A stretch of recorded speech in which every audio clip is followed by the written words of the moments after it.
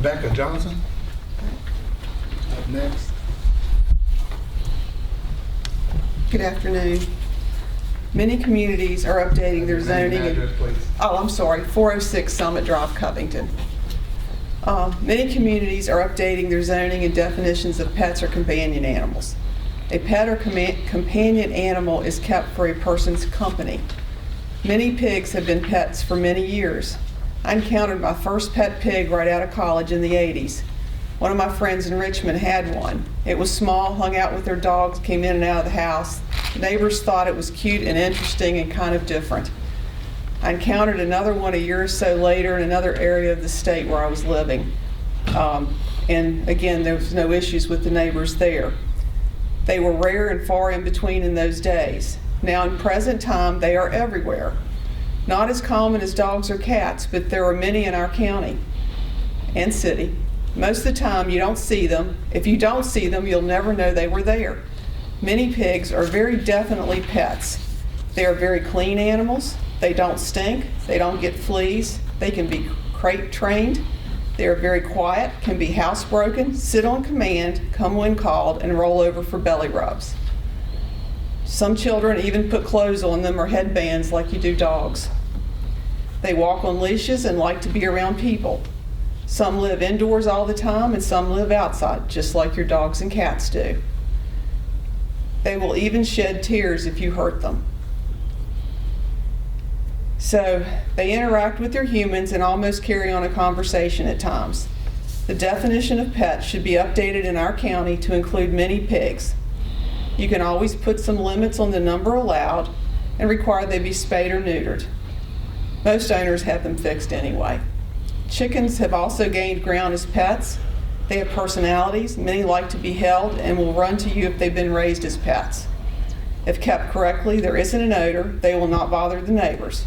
Again, it is common for localities nowadays to allow them to have some restrictions, such as no roosters or only 6 or 8 hens or whatever the number the community decides. I know some will say these animals are livestock. That is not true when applied to pot-bellied pigs. The USDA does not regulate pot-bellied pigs because they're not used as a food source. So if you're raising hogs for butcher, those are livestock, and they are very different from pot-bellied pigs. I mean, they're still a pig, but they're very different, size and all. A fixed miniature pig is very, very different and isn't raised for meat or breeding, but for companionship. A few hens are not breeding or meat operation either. They are pets, and many communities welcome and encourage them. These animals are a great learning experience for our children. The New Tech program in the schools encourage it, and we need to encourage and support it as well. And lastly, we all say we want our children to come back here after college or to stay here and raise their families. We all say we want to attract new people to the community so our communities can grow and prosper. We need to make sure our county is welcoming to these people.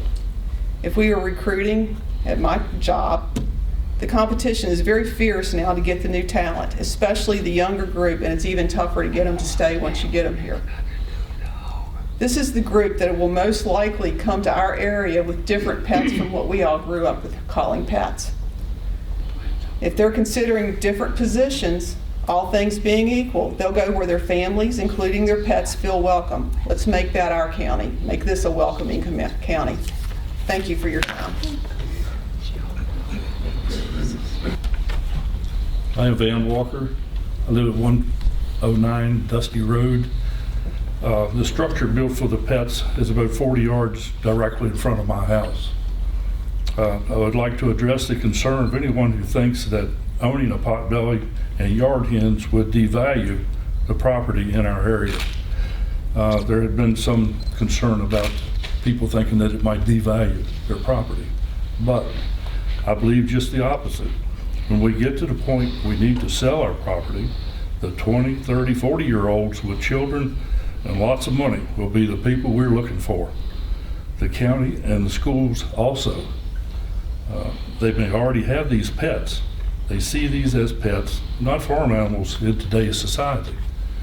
So the question is, when they come to look at my property when I need to sell, is can I keep my pet? And they may just have the potbelly or the hens. If we cannot answer yes to this question, They will take their children and money to Botetourt County, Rockbridge County, Greenbrier County, Covington, or Iron Gate to buy their home, settle there. We all lose. This is a new day. We need to be progressive. Thank you so much for your attention. Kim Warlitner. Kim Warlitner, 103 Sherry May Street, Covington. Thank you, Planning Commission members and Mr. Ziller, for the opportunity to speak regarding this frustrating, disturbing matter.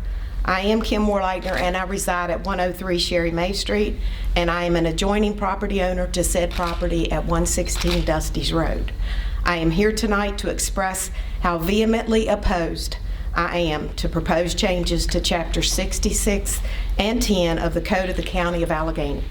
Having previously worked in local government for 28.5 years, state government for 1.5 years, a local law office, along with serving as a former member of Covington City Council, I feel well informed about matters like this, and I find myself very disturbed by the situation at hand.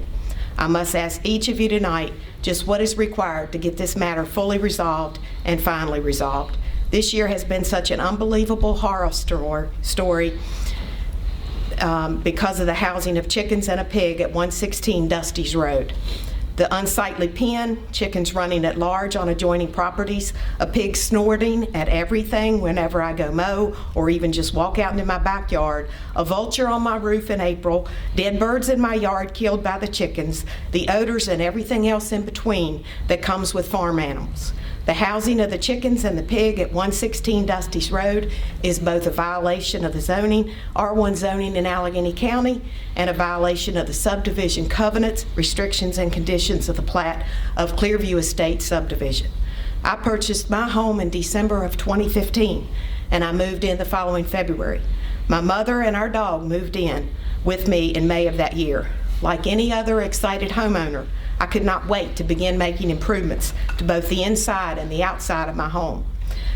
I was excited because my daughter, son-in-law, and 3 grandchildren lived a block away. In addition to the improvements, we had large pine trees removed from the backyard to provide a nice backyard for leisure activities and one where my grandchildren could enjoy and play. The first 3 years were wonderful. However, this year has been the worst possible nightmare, and I am thoroughly disgusted with what we have all had to go through to get to this point in this process for removal of the chickens and the pig. I never would have purchased my home had I known this mess would be located behind me now. I filed the initial complaint on Tuesday, May 14th, as required by the Code of the County of Alleghany, because I do not want the pig and the chickens located behind my property or anywhere else in the R1 zoning section of Clearview Estates. I attended the Board of Zoning Appeals public hearing on August 13th, voicing my objection. While awaiting the removal of the pig and the chickens per the outcome of the public hearing, what next? I see that Jill Shiflett Ramsey attended the Board of Supervisors meeting on September the 3rd and spoke under public comment. The video of that meeting says that she planned to attend the Planning Commission meeting on September the 11th. I attended that meeting to stay abreast of my rights in this unbelievable situation. I am tired of hearing Jill Shiflett Ramsey state that the animals are there as a result of the 2018-19 academic year project-based learning educational curriculum at Alleghany High School and an internship for her daughter. This zoning violation is not about education, and quite frankly, we all have children that we are very proud of, quite accomplished, educated, and yet they have achieved their success in life because they learned from their parents and their mentors the meaning of following and abiding by law. It is unsettling to me that every time I think this matter is resolved, she appears before another Alleghany County board pleading that she would be allowed to keep the pig and the chickens because of new tech, or, I'm sorry? Okay. Thank you. Well, you could have finished. Oh. I was just. Okay, I'm sorry, I thought you, okay. It is unsettling to me that every time I think this matter is resolved, she appears before another Alleghany County board pleading that she should be allowed to keep the pig and the chickens because of new tech or some other ridiculous reason. I have waited for this process to run its course since early May and the removal of the same since September 12th, the end of the 30-day appeal period following the Board of Zoning Appeals decision.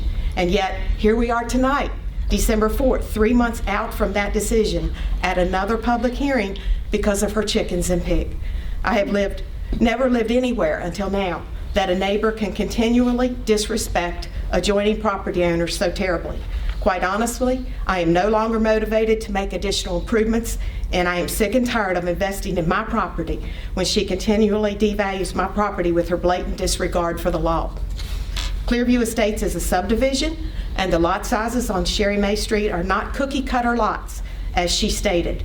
They are laid out for the uses specifically defined in the covenants. When I chose to purchase my home in Clearview Estates, I was fully aware of the R1 zoning regulations. Otherwise, I would have chosen to live elsewhere. It is not and was never intended to be a farm.